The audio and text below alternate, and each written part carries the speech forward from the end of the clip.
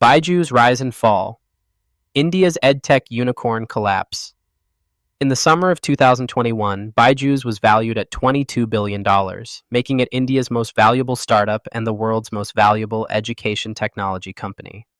Byju Raveendran, a teacher's son from a small village in Kerala, had built an empire that reached over 100 million students across the globe. But by 2023, the same company was fighting for survival, hemorrhaging cash, laying off thousands of employees, and facing investigations from multiple regulatory bodies.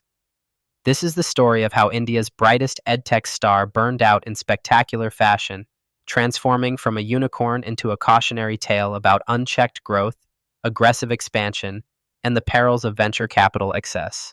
The story begins in 2008 when Byju Raveendran, an engineer working at a shipping company, started teaching CAT exam preparation classes to help friends and colleagues. What started as informal weekend sessions in a small room quickly grew into something extraordinary. Raveendran discovered he had a rare gift for making complex mathematical concepts simple and engaging. His teaching style was theatrical, energetic, and highly effective. Students who attended his classes saw dramatic improvements in their test scores, and word spread rapidly through India's competitive exam preparation circuit. By 2009, he was teaching over 3,000 students across multiple cities, traveling from Bangalore to Chennai to Kochi, filling auditoriums with students eager to crack India's toughest entrance exams. In 2011, sensing the digital revolution ahead, Raveendran founded BYJU'S as Think and Learn Private Limited, determined to bring his teaching methodology to the masses through technology. The early years of Byju's were marked by methodical growth and genuine innovation. Raveendran's approach to education technology was fundamentally different from the competition. While most edtech companies were simply digitizing textbooks or creating basic quiz platforms, Byju's invested heavily in creating cinematic, story-driven video lessons that made learning feel like entertainment. The company spent months producing single lessons, using high-quality animation, visual effects, and Raveendran's charismatic teaching style to explain everything from basic arithmetic to advanced physics.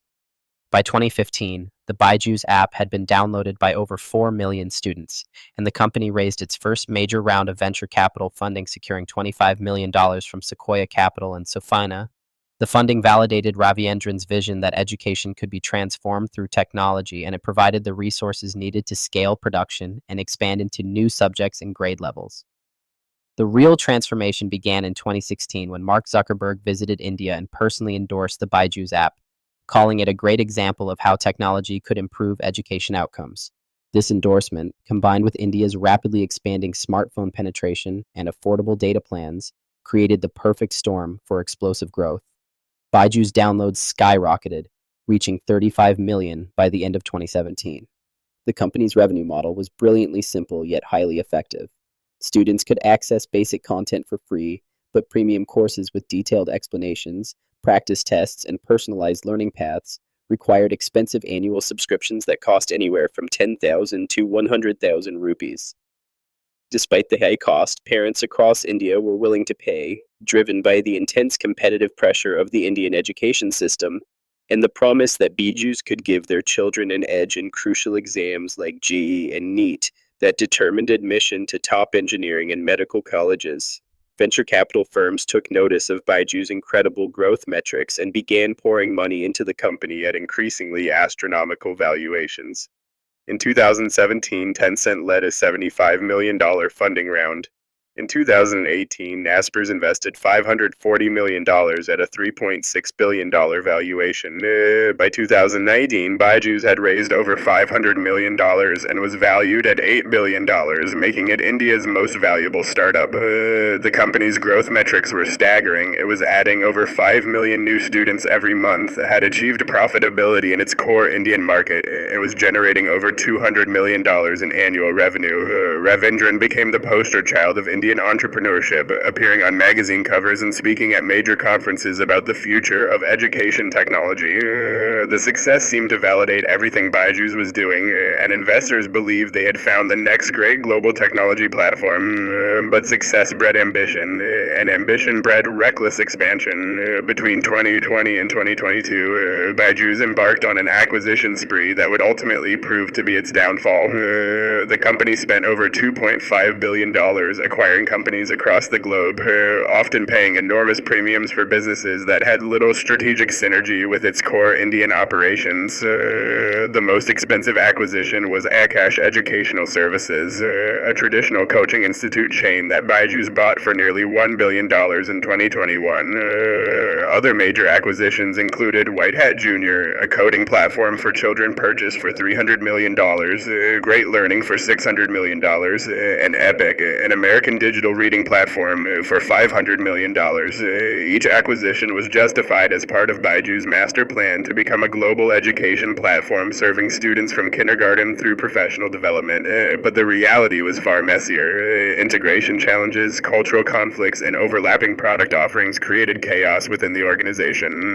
The company was simultaneously trying to manage traditional offline coaching centers, online coding classes, digital reading platforms, and its original video-based learning app, each requiring different expertise, go-to-market strategies, and operational capabilities. The aggressive expansion was fueled by an endless supply of venture capital from investors who seemed convinced that Byju's could do no wrong.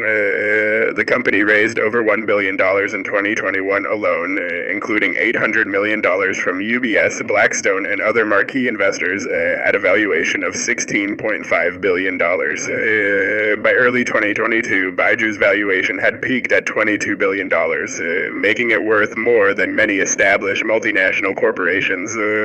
But underneath the impressive headlines, serious problems were brewing. The company's sales practices were becoming increasingly aggressive and controversial.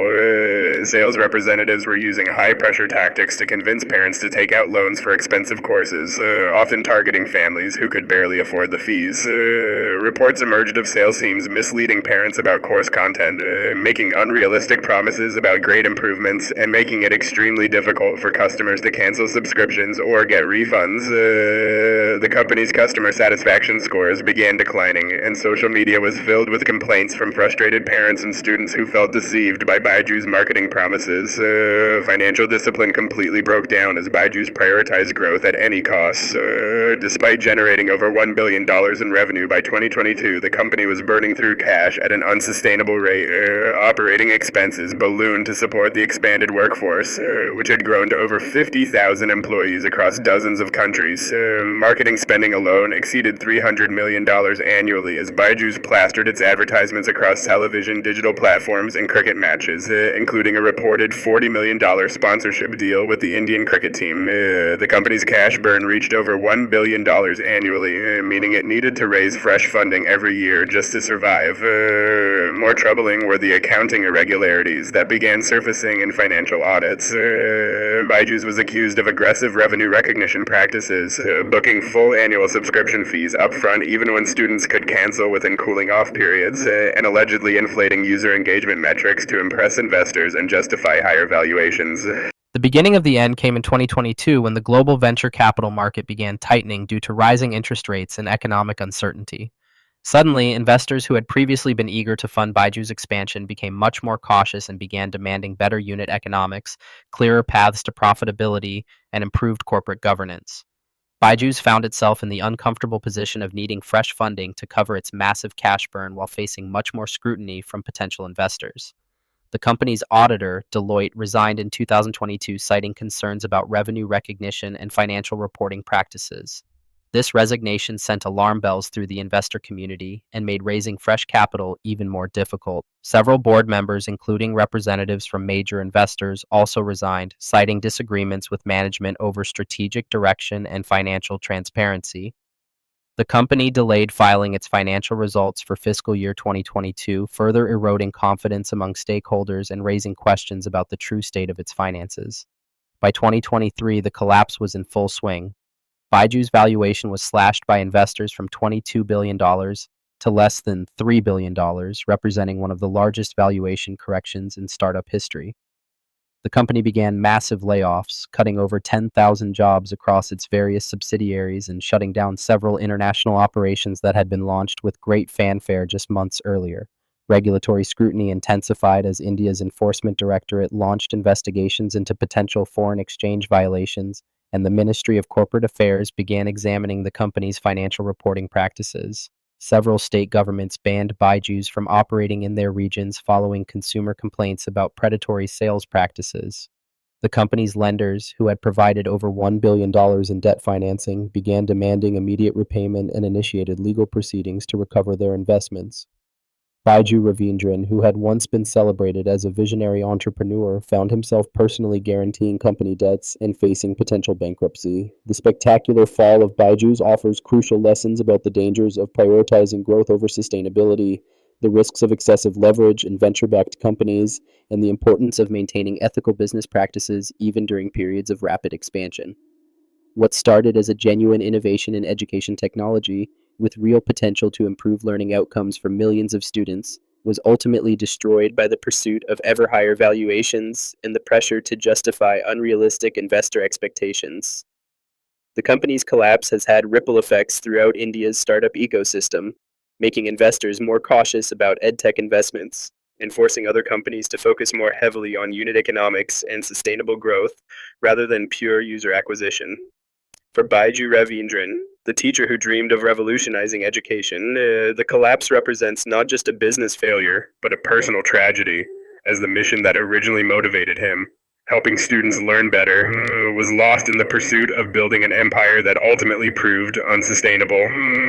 Today, as the EdTech sector continues to evolve, BYJU'S serves as a powerful reminder that even the most promising companies can be destroyed by losing sight of their core values and the fundamental principle that sustainable businesses must create genuine value for their customers, not just impressive metrics for their investors.